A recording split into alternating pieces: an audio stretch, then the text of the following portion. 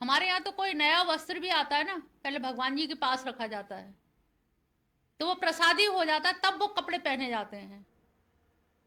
तो इसी प्रकार से हर चीज को जब उनके पास रख दोगे, उनका हो जाएगा, तुम्हारा तो रहा ही नहीं। जब उनकी दी हुई चीज है, तो फिर उनकी दी हुई चीज को संभाल के भी सम्मान से, जब उनके चढ़ी हुई वस्त्र है, तो उस वस्त्र को पैरों से तो नहीं खूंदोगे, उसका सम्मान रखोगे।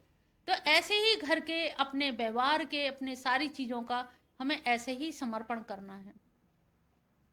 तो हमारे ये जो गहनो कर्मणा गति कही गई है, इस कर्म की गति में हम कर्मों को भगवान को सौंप दें, तो फलों में आसक्ति नहीं रहेगी, क्योंकि उनको तो कर्म फले स्पृहा है ही नहीं है। अब हमें भी ना रहे, इसके लिए हम उनको प्रमुख कर दें। हमारी बुद्धि इतनी चैतन्यवती नहीं है, इतनी विवेकवान, इतनी वैराग्यवान नहीं है कि हमें कर्म के फल में कोई स्पृहा रहे ही ना। कभी तो मन होगा कि प्रभु करते करते इतने दिन, अभी तक आज तक तो मैंने कुछ नहीं मांगा। अक्सर लोग कहते हैं प्रभु कभी तुमसे कुछ मांगा नहीं है, लेकिन अब अटक गए, भटक गए, लटक गए जन्म जन्मांतर के लिए। लेकिन अब मैं थोड़े से में बहुत कर लाए, बहुत सादे रहे, बहुत संयमित रखा, बड़ा सत्संग किया, बहुत सुना संतों को कि नहीं भगवान से नहीं मांगना, नहीं मांगना, नहीं मांगना है।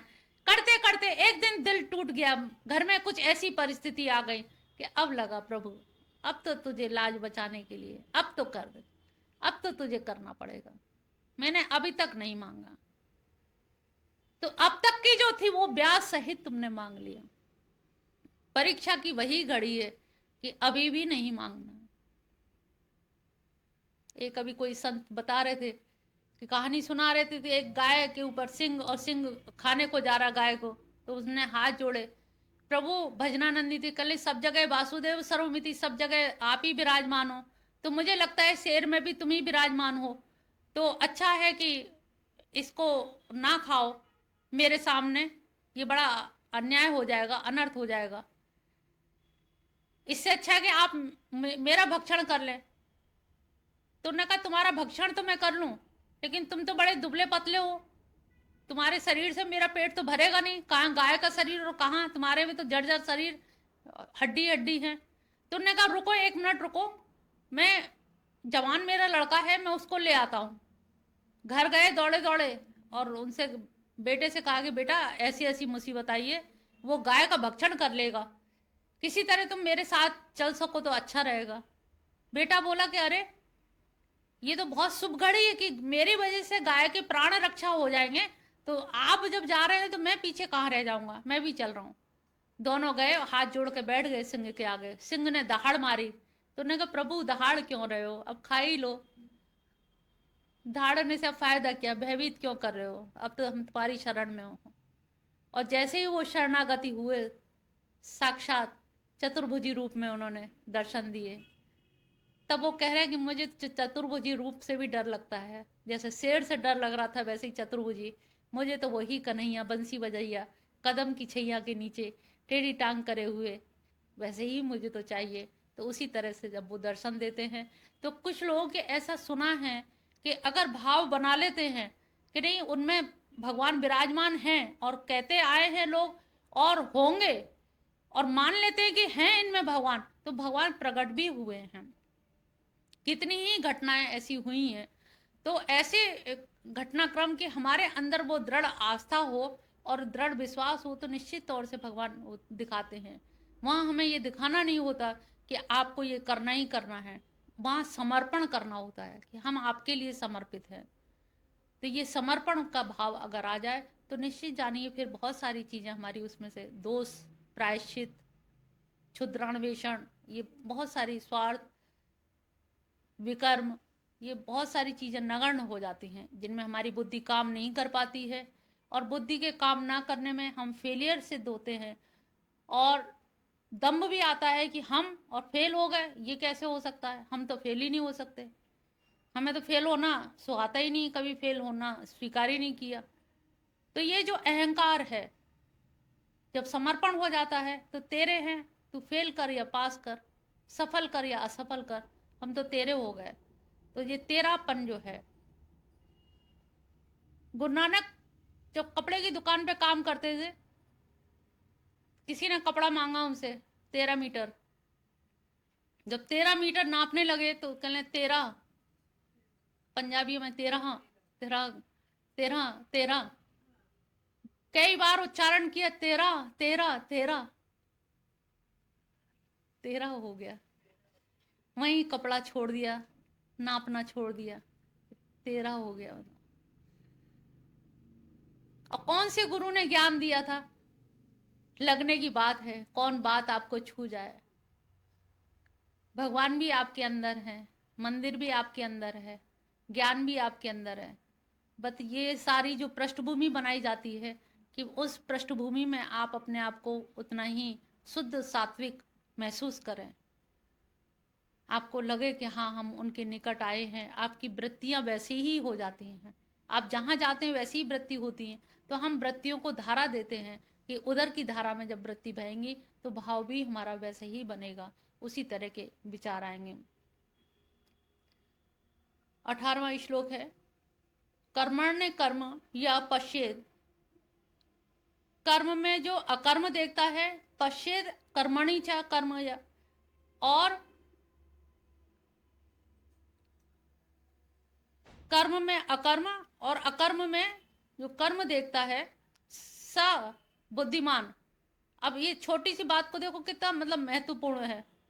जो मनुष्य कर्म में अकर्म देखता है और अकर्म में कर्म देखता है, वह व्यक्ति क्या है? मनुष्येषु, वह व्यक्ति मनुष्यों में क्या है? बुद्धिमान। थोड़ी सी दृष्टि बदलते ही मनुष्यों में वो बुद्धिमान है, युक्त है। युक्त यानी कि योगी है, यानी कि उसे सही सही ज्ञान है, युक्त है। और तीसरी विशेषता दी है कृतघ्न कर्मकृत, और वो समस्त कर्मों को करने वाला है। युक्त होगा तभी वो काम कर भी पाएगा सही ढंग से, विचलित मन वाला तो कर नहीं पाएगा। तो सही निर्णय करके सही कार्य करने के लिए युक्त होना जरूरी है, और युक्त होने के लिए बुद्धिमान होना जरूरी है। तो सोचिए कि जो कर्म में भी अकर्म को देखे और अकर्म में भी कर्म को देखे। अकर्म में कर्म को देखना क्या है? कि जो अकर्म है, जो तुम्हारा नहीं है, तुम्हें मालूम है कि मैं नहीं कर रहा, मुझे नहीं करना, लेकिन फिर भी इतनी तीव्रता से करो, ऐसे करो जैसे कर्म अपने कर्म को करते हो। ये मत सोचो दूसरे का कर्म है, हमें क्या लेना देना, हमें इससे क्या मतलब। तो जो अकर्म में भी कर्म देखता है और कर्म में अकर्म को देखता है, ये जो दृष्टि आ जाती है। यहाँ पर देखो, ना तो जंगल में जाना है, ना बहुत वेद उपनिषद पढ़ने, केवल विजन बदलना है, दृष्टिकोण बदलना है। तो दृष्टिकोण बदलने में आप में देखने की क्षमता, चश्मे का लेंस बदलना है। अभी तक जो चश्मे का लेंस था उसे हटा के हम ऐसा लेंस लगा लें कि जो हमें देखना आ जाए, सही सही सही सही चीज़ों को देख सके, और देख सकेंगे तो वैसा ही हम सुन भी सकेंगे। तो पहले तो देखना जरूरी है। यस्य सर्वे समारंभा काम संकल्प वर्जिता, जिसके सर्वे समारंभा, जिस मनुष्य के सारे कर्म जो शुभारंभ करते हैं ना, हम संकल्प लेते हैं कि अब हम ये करेंगे, हम ये करेंगे, हम वो करेंगे। उन्होंने कहा ये भी मत करो, संकल्प भी मत लो। तुमसे जो हो जाए, जो हो रहा है, जिसके निमित्त तुम बन रहे हो, बने हो। कुछ काम ऐसे होते हैं, तुमने देखा कि कहीं भागवत का आयोजन होना है, उनके यहाँ कोई ट्रेजेडी हो गई और पुरोहित आ गए, सब आ गए, उनने क्या है, उनको वो सज्जन व्यक्ति उनको पकड़ लो, वो तैयार हो जाएंगे, थोड़ा थोड़ा सब मदद कर देंगे। तो कभी व्यक्ति को कैसे निमित्त बना दिया जाता है। उन्होंने सोचा, हमने तो कभी सोचा ही नहीं था कि भागवत कराएंगे, और इतनी अच्छी हो जाती कि हर व्यक्ति का सहयोग हो जाता है। होनी कहीं और थी, संकल्प किसी और का था, लेकिन और हुई कहीं और। कई बार ऐसा देखा गया है। तो ऐसा पहले से ये नियतिवाद कहलाता है। वो नियत था कि वो व्यक्ति वहां से वृंदावन से चल के वहां तक तो पहुंचे, फिर उसका जरा सा गली में मोड़ ना भरे कि यहाँ तो ट्रेजेडी हो गई, इधर कर लो बस, और जनता वही रहेगी, वही सारे लोग रहेंगे, वही आयोजक रहेंगे, एक परिवार बस माइनस हुआ। तो ये क्या है? उसका प्रारब्ध है। प्रारब्ध इतना प्रबल होता है कि वो प्रारब्ध वशात कुछ ऐसी योजनाएं बन जाती हैं, ऐसी सर्कमस्टांसेस बन जाती हैं कि वो अपने आप ही उसको खड़ा होना पड़ता है। 4 लोगों से हिम्मत बनाते हैं, अरे खड़े हो, हम तो है ना, हम कराएंगे ना। हमने कहा मैं तो कुछ भी नहीं करने लायक, मुझे तो ABCD, कहले कुछ ना मालूम, हमें मालूम है, हम करेंगे। और वास्तव में बहुत अच्छा हो जाता है, जय जयकार हो जाती है। तो ऐसे भी तो उन्होंने कहा कि जब ऐसे ही होना है तो भगवान को कराना होगा तो ऐसे ही करा देंगे सारे आरंभों को, क्योंकि जब आरंभ करते हो कोई काम तो उसकी फिर योजना बनाते हो, कहाँ से शुरुआत करी जाए, किस किस से चंदा मांगा जाए, लिस्ट तैयार की जाए, गरीब फिर मध्यम फिर रईस, उनके फिर आयोजक मंडल, फिर इनकी व्यवस्थापक मंडल। अब पता लगा सारी चकरगिन्नी भागवत से तो हट गई, आयोजन में लग गई। तो आयोजक मंडल बनने में फिर किसको न्योता देना है? अरे वो तो हमें पूछती नहीं, घमंडी बहुत है, उन्हीं को छोड़ दो। उनको छोड़ने से अब पता लगे कि वो क्या है। एक तो मौका दिया है भगवान ने नीचा दिखाने का, और वो भी हम मतलब ना दिखाएं तो ये हमारी वो होगी, कम से कम एक मौके पे। तो यहाँ पर सारा दिमाग कहाँ चला गया? आयोजन करने पे। और फिर जब आप कर रहे हैं उस समय आपका दिमाग कथा में नहीं होता, भोजन प्रसाद तैयार है कि नहीं, लोगों को मिला कि नहीं, सब लोग आए कि नहीं, अच्छा कितनी उपस्थिति हो रही है, लोग आ भी रहे हैं कि नहीं, लोगों के बीच में क्या है, आपने सबसे पीछे कुर्सी डाल के बैठे, लोग आ रहे हैं कि नहीं, निकले तो हैं लेकिन वो तैयार चले गए आगे की तरफ, अरे हमारे यहाँ नहीं आ रहे सब, बात क्या हो गई, जरा कारण पता करो, नहीं तो रास्ते में उनकी फिर रंगदारी से वैसे नहीं तो वैसे बुला नहीं। अब तो ये जो गणपति बप्पा मोरिया जो हो रहा है ये तो इसी रंगदारी में ही हो रहा है। जगह जगह गणेश पूजन जो शुरू हुआ महाराष्ट्र में जो होता था वो कानपुर में आ गया, हर गली में आ गया, और गली में इतना आ गया कि वो अब घर घर हो गया है समझ लीजिए। तो उसमें अब यही है कौन किसके यहाँ जा रहा है, कौन कितने आ रहे हैं, कितने क्या है, उसी में अपनी लोकल प्रतिष्ठा, और उनको वो लगता है कि मोहल्ले में हमारी कितनी प्रतिष्ठा है, देखो कितने लोग हमारे बुलाने। तो उन्होंने कहा कि देखो आरंभ करोगे तो तुम्हारी योजनाओं में चित्त चला जाएगा, चित्त जहाँ चित्तचोर में जाना था वो तो ध्यान नहीं, कथा सुन ही नहीं पाओगे। भागवताचार्य तो बहुत अच्छे आए लेकिन टाइम ही नहीं मिला, कैसे सुनते हो? नहीं, आप उन्हीं से पूछोगे, आप ही बताओ, आपकी व्यवस्था नहीं करते तो कौन देखता, हम ही तो सब करने वाले हैं, एक पैर से खड़े हैं, तब से लगे हैं काम में, हम ही ने सारा कुछ किए व्यवस्था, हम कैसे आपकी कथा सुन लेते? फिर कभी भगवान देगा मौका तब देखा जाएगा, फिर ना बाबा आवे ना घंटा बाजे। तो ये जो चीजें हैं, आरंभ का संकल्प लेना, और इसीलिए यहाँ पर संकल्प विवर्जित कहा गया है। संकल्प छोड़ो, प्रभु को कराना होगा तो वो करा ही लेंगे, कैसे कराएंगे, किस तरह से कराएंगे, ये तुम्हारा टेंशन नहीं है। अगर तुमने प्रारब्ध में या कोई संकल्प छोड़ दिया है, कोई संकल्प ऐसा शुभ, इसीलिए योग वासिष्ठ में वशिष्ठ मुनि रामचंद्र जी से कह रहे हैं कि शुभ संकल्प, ज्ञान की 7 भूमियां कही गई हैं, और ज्ञान की 7 भूमियों में पहली भूमि है शुभेच्छा। शुभेच्छा का मतलब है कि शुभ की इच्छा जरूर करनी चाहिए, शुभ कार्य नहीं कर पा रहे हो लेकिन शुभ की इच्छा कर सकते हो। लेकिन शुभ की इच्छा करने का मतलब संकल्प ही करना नहीं कि मैं तो करे बिना मानेंगे ही नहीं चाहे कुछ हो जाए, इसको करना ही करना है। शुभ इच्छा करने से क्या है कि शुभ इच्छा से आपकी वो इच्छा सबकॉन्शियस माइंड से पूरे ब्रह्मांड में व्यापक हो जाती है, और वो कहीं ना कहीं कहते हैं ना कि जब आप अच्छा विचार करते हैं तो अच्छे कार्य में अच्छी आत्माएं जो घूम रही हैं, जिन्होंने अभी जन्म नहीं लिया है, वो सब हाथ लगाने लगते हैं, गिरिराज पर्वत की तरह से वो सब उठाने में आपकी मदद कर देते हैं। फिर आप कहते हैं पता नहीं हम तो विचार ही कर रहे थे, काम देखते ही देखते हो गया।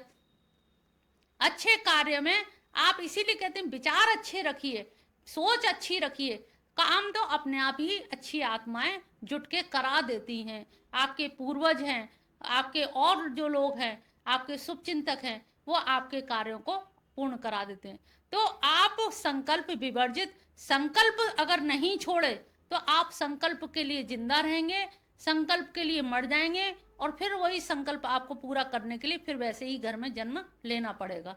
तो उन्होंने कहा संकल्प मत करो, हाँ शुभ इच्छा जरूर कर सकते हो, वो भी योग वासिष्ठ में कहा गया है यहाँ। तो संकल्प रहित जब जीवन होता है तो जन्म हमारा जीवन जाता हो तो आज चला जाए, और बहुत से लोग मरने से क्यों डरते हैं? इतनी इच्छा और थी भगवान ये और नाती का मुंह और दिखा देते तो वैसे तो मौत आनी है, लेकिन ये और कर देते। वेट फॉर, थोड़ा सा भी वेट कर लो, हम थोड़ा नाती का मुंह देख लें तब। तो इस तरह से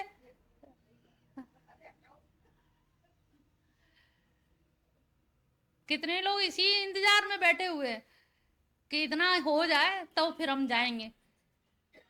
तो ये संकल्प विवर्जित, उन्होंने जो कहा है संकल्प नहीं करना चाहिए। ज्ञानाग्नि दग्ध कर्मणाम तमाहु पंडित बुधा, जो सर्व कामों को आरंभ नहीं करता, कामना नहीं करता, संकल्प वर्जित है यानी कि संकल्प छोड़ दिए, और ज्ञान अग्नि में जिसके सारे कर्म दग्ध हो गए हैं ज्ञान अग्नि में। नीचे की लाइन बहुत इंपॉर्टेंट है, तमाहु पंडितम बुधा, बुधा माने विद्वान जन, तमाहु उसको, तम आहु, आहु माने कहते हैं, तम आहु उसको बोलते हैं क्या, पंडित, उसको पंडित कहते हैं। किसको, जिसने संकल्प छोड़ दिए, सारे कामों का आरंभ करने वाला, यानी कर्ता भाव छोड़ दिया कि मैं करूंगा, तुम सब हटो मैं करूंगा। तो उन्होंने कहा ये जो करने का जो भाव है वो छोड़ दिया है। अब जैसे पंडित लोग, पुरोहित लोग जो काम करते हैं वो रोजी रोटी के लिए काम कर रहे हैं, लेकिन मंत्रों का उच्चारण ज्ञान की तो पराकाष्ठा है, लेकिन वो ज्ञान बेच देते हैं किसी अन्य के लिए, किसी अन्य की खुशी के लिए, और वो अन्य से, दूसरे से जो अर्थोपार्जन होगा वो किसके लिए, एक पत्नी दो बच्चे के लिए। आप देखिए कितना बड़ी चीज, कितना बड़ा त्याग, इतनी बड़ी महान चीज की कमाई कहाँ भक्षण की जा रही है, और वो क्या कर रहे हैं उस बाद में उनकी क्या धारा है, किस तरह से। तो मुझे वास्तव में पुरोहितों पे बहुत आश्चर्य और बड़ा तरस आता है। जितने लोग हैं मेरे संपर्क में उनसे मना ही करती हूँ कि कुछ घर ऐसे बांध लीजिए कि निःशुल्क आप लेते रहिए उनसे, लेकिन अपनी विद्या को बेचिए मत। इतने अच्छे श्लोक आपके कंठस्थ हैं, इसको आप फ्री में करें, यजन करें, दूसरों के लिए अनुष्ठान करें, लेकिन दक्षिणा मत लीजिए। क्योंकि इतना बड़ा ज्ञान और इतने एक आसन पे बैठे रहना, 8-8 घंटे या रुद्राभिषेक कर रहे हैं, इतने इतने घंटों करते हैं, तो आपकी मेहनत इतनी लगती है, लेकिन मेहनत के बराबर ना तो उतना पैसा मिलता है। अगर वही मेहनत आप निःशुल्क कर दें तो वास्तव में उनका जन्म उद्धार हो जाएगा, उनके साथ साथ क्या 21 पीढ़ियों का उद्धार हो जाएगा। तो ये थोड़ा सा पैसा लेकर के वो इतनी बड़ी विद्या को बेच देते हैं। ये बड़ा आश्चर्य लगता है कि कैसे, मतलब इतना ने अध्ययन किया, याद किए, वेदों के जो सूत्र हैं, जो मंत्र हैं, उनमें उदात्त अनुदात्त स्वर तक का ध्यान रखा जाता है, स्वर उच्चारण में भी कहीं त्रुटि नहीं होनी चाहिए। इतना मतलब ध्यान रखने के बाद भी, और आप उस विद्या को ऐसे ही बेच देते हैं इतने हल्की कीमत में, 21,000 में, 11,000 में। क्या इनकी क्या कीमत है, कितने दिन चलेंगे ये पैसे। इससे तो आप निःशुल्क करें तो भगवान कहीं ना कहीं सहयोगी होंगे, कहीं ना कहीं से देंगे। चौंच दिए तो चुगा भी देंगे। भगवान अपनी सृष्टि में किसी को भूखा नहीं सुलाते। विश्वास रखें उन पर और उनके लिए काम करें कि प्रभु तुमने हमें विद्या दी है, तो इस विद्या को हमें ऐसे ही लोगों के हित में, लोक कल्याण के लिए करेंगे। और हमारे यहाँ गीता भी, यहाँ जो पूरी गीता का संदेश क्या है, सर्वभूत हिते रता। आपके अंदर जो क्वालिटी है, जो गुण है, जो योग्यता है, उसे दूसरों के कल्याण के लिए उपयोग में लाएं। अपने लिए तो अपना पेट तो सभी भर लेते हैं, हम दूसरों के लिए कितना क्या कर पाते हैं, ये थोड़ा सा हम ध्यान रखें। तो यहाँ पर हमारी गीता की जो परिपुष्टता, जो एक सिद्धांत है, वो सिद्धांत में सब जगह, हर जगह सर्व शब्द मिलेगा। एक दो की कहीं बात नहीं कही गई, सबके हित में। अब सब में ना तो यहाँ जाति गिनाई गई, ना मनुष्य पशु गिनाए गए, प्राणी जगत यानी जिसमें प्राण चल रहे हैं, तो जो भी प्राणी जगत है उसके लिए ये कहा गया। तो ये ऐसे अगर थोड़ा सा लोग चिंतन समझ लें कि हमारे अंदर अगर क्वालिटी है तो हम किसी की कुछ सेवा करें आए, और सेवा करके किसी पे एहसान भी ना दिखाएं। हमारे हाथ पैर में अभी दम है, उनके में नहीं है, तो कुछ सेवा अगर हो जाए तो सेवा से हमेशा व्यक्ति महान बना है। उसे हो सकता है उस समय थोड़ा छोटापन लगे, लेकिन ये समझे कि ये सेवा बहुत बड़ा धर्म है, और सेवा धर्म इतना बड़ा धर्म है कि इसका कहाँ फल मिलेगा, कभी हमें जरूरत पड़ेगी तो वो व्यवस्था भगवान अपने आप उस समय उसकी कर देंगे। तो ये थोड़ी थोड़ी चीजें हैं जिनको ध्यान रखें। तो यहाँ पर पंडित की परिभाषा इतनी। और पंडित कौन लोग कहते हैं? बुधा, जो विद्वत जन है, यानी कि पंडितों में भी जो विद्वान है। एक तो पंडित, और पंडितों के भी जो पंडित हैं, उन लोगों ने उनको पंडित कहा है, तमाऊ, ऐसे विद्वत जनों ने। तो ये इस तरह से लोगों में अगर भावना आ जाए तो निश्चित जानिए कि उनका जो जीवन है, इसी जीवन में, इसी जगत में, इसी प्रपंचात्मक जगत में रह के भी वो बहुत बड़ा योगदान अनुष्ठान कर सकते हैं और लोकहित कर सकते हैं। तो गीता का सिद्धांत व्यवहारिक है, लेकिन कठिन अवश्य लगता है, क्योंकि अहम वृत्ति को पहले त्यागना होता है। लेकिन अहम वृत्ति अगर त्याग देते हैं तो वहाँ पर आपका स्वार्थपरता या लोभ, लिप्सा, वासना, वांछाएं जो हमें जन्म लेने के लिए बाध्य करती हैं, वो कड़ी यहीं से चैन कट हो जाती है। तो ये बहुत अच्छा भी है कि एक ही जन्म में हम चाहें तो इसी जन्म में अपने आगे की धारा को काट सकते हैं, जन्म जन्म के लिए पापों को धो सकते हैं।